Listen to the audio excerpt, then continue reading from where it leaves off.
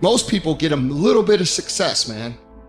They are able to pay their bills. They're able to buy a car. They're able to live in a decent house. They're able to compete with their high school buddies or their circle of friends, and they're doing okay in that circle of friends. And that's where they stay. And they stay there until they die. And I want you to think about that. That's how people get in ruts. And the only difference between a rut and a grave is the depth of the hole. The degree of which you are rewarded is directly proportional to the degree of hard work that you put in. If you just do what you want right now all the time, one of the problems with that is you're going to get yourself in trouble. And everyone knows that. This is why 2-year-olds can't really live on their own, because they're whim predicated with no thought whatsoever for the iterating consequences of that into the future. Because people are self-conscious and can see the future, we have to bind our actions in the present in relationship to our future selves. You have to act now so you don't hurt you tomorrow and you next week and you next month and you in a year and 5 years and 10 years. And that's actually a community of potential selves that extends across time. You sacrifice the whims of the moment, so that's delayed gratification and maybe a definition of maturity. You sacrifice that because it's a better medium to long-term contract or covenant with yourself, but at the same time, that applies to everyone else, because there's no difference between me serving who I'm going to be when I'm 75 and me serving other people. That ethos unites. I'm gonna tell you what people don't want to tell you. Why you stop is because you're lazy. You don't mind getting bad grades in school. It doesn't bother you enough to be mediocre, to be average, to sit around and watch people do great things. You don't mind it. You don't care enough about yourself. When that mind gets relaxed, man, you are It's supposed to be hard, man. It's supposed to be grimy. It's supposed to be gritty. It's supposed to be horrible. It's supposed to be really ugly. I'm supposed to be battered. I'm supposed to be bruised. I'm supposed to be beaten. Your mind has to touch hardship. It's how you start to create the calloused mind. This is how I'm going to grow. I guarantee you, when you do it, nobody can do it like you do it. The problem is you don't hardly do it. You love sleep too much. You love that alcohol too much. You love that substance too much. You love that vice too much. There's something that you love more than yourself, than your dreams, than your goals. Easy never pays well. So if you're thinking that it's just going to be a walk in the park, you're dead fucking wrong. You have to give it every fucking bit of effort and energy you have to pull it off. And you have to work harder than everyone else. Work while they sleep, learn while they party, save while they spend, and live like they dream. In any case, people do waste a lot of time, and they also act counterproductively a lot of the time.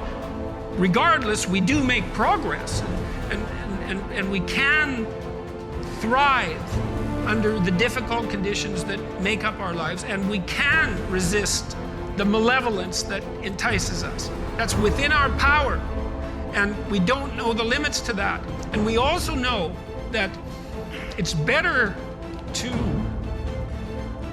we all know this, that it's better to live courageously than cowardly. Everyone knows that. That's what you teach people that you love.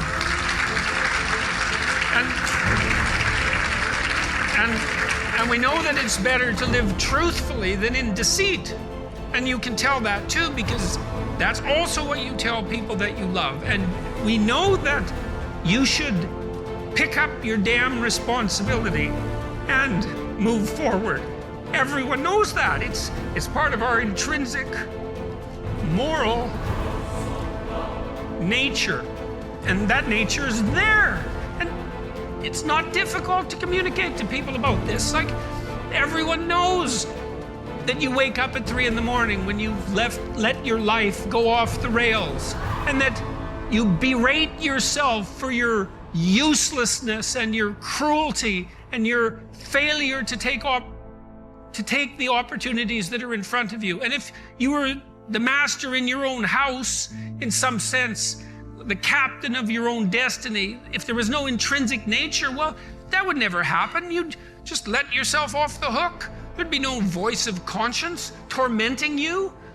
But no one escapes from that. And what that indicates to me is that, at least psychologically, We live in a universe that's characterized by a moral dimension, and we understand that well, and that moral failings have consequences, and that they're not trivial. They destroy you. They destroy your family. They destroy your community.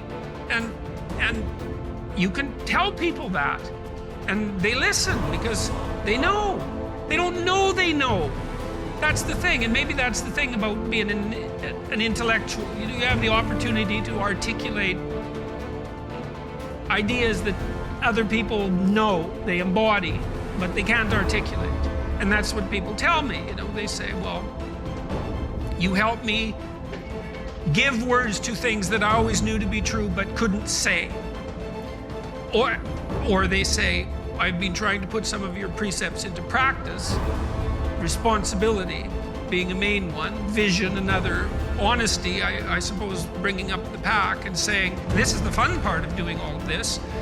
Fun is a weak word. That it's the remarkable part of doing all this. I mean, I have people tell me constantly wherever I go, it's so delightful that, they were in a pretty dark place, and they tell me why. And there's plenty of dark places in the world, and they decided, well, maybe they were gonna develop a bit of a vision and take a bit more responsibility and start telling the truth and putting some effort into something. And they come up and they say, wow, you can't believe how much better things are. First say to yourself what you would be, and then do what you have to do. If you aren't happy with who you are, you first need to identify who it is that you desire to be. Without determining the destination you're trying to get to, you're probably not going to arrive there. The next step after you figure out who you want to be in your life is to take the necessary steps towards this goal. After all, putting a tack in a map on the wall is a great first step towards going on a journey. But that's only the first step. In order to achieve the good life that you want to live, you will need to exercise your will and do what you have to do to make your dream a reality. Now I will explain how you can recognize that you are not wise. The wise man is full of joy, cheerful and calm, undisturbed. He lives on equal terms with the gods. Now examine yourself.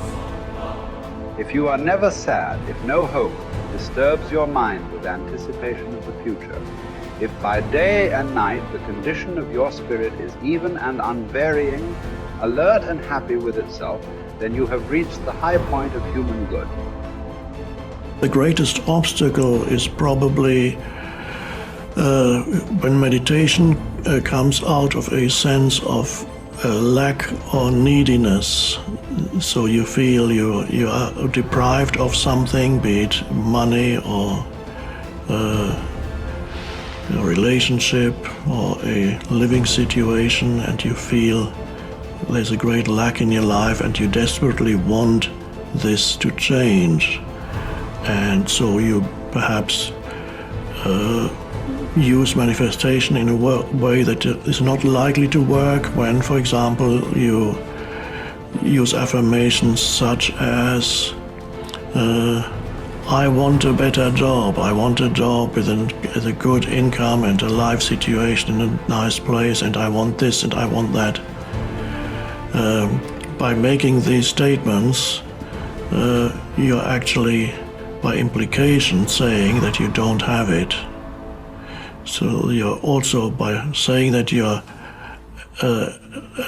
there's a reverse side to your statement, I want, and on the reverse side of the statement, I want, there is the statement, I don't have, and I need. And similar things, please give me, if you pray to maybe God, maybe you pray to Jesus, maybe you pray to Buddha. They do that in Buddhist countries. Maybe you pray to a saint or whatever it is, or you pray to the universe and say, please, universe, please give me this, please give me that. That also doesn't work very well. If it works, it could be accidentally, who knows, but usually that greatly diminishes your power of manifestation, because the manifestation practice arises out of a state of lack or neediness. So there's no powerful manifestation there. The secret of manifestation is expressed in one simple statement by Jesus, and that encapsulates all the books that have been written on manifestation and will ever be written on manifestation. It's just one simple sentence. It says, when you pray for something, believe that it has been given, or that you already have it, and then you will receive it. So the important thing is, he doesn't say believe that you will receive it. He says believe that you have received it. So there, the secret is hiding in that statement, believe that you have received it.